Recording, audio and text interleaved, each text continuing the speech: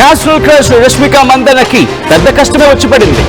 Gym లో exercise చేస్తూ ఉండగా కాలికి గాయమైంది. ప్రస్తుతం ఇంట్లో ఉండి రెస్ట్ తీసుకుంటోంది రష్మిక మందన్న.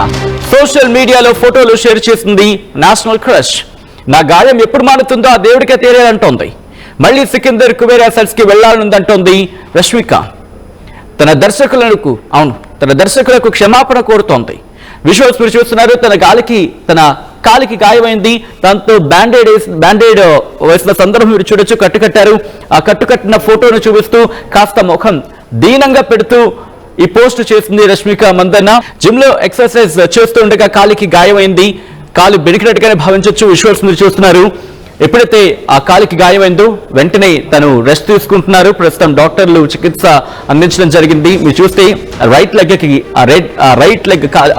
కి గాయమైంది. దీంతో ఒక టేబుల్ మీద పిల్లో పెట్టి దాని మీద ఆ కాలుని మోపి తను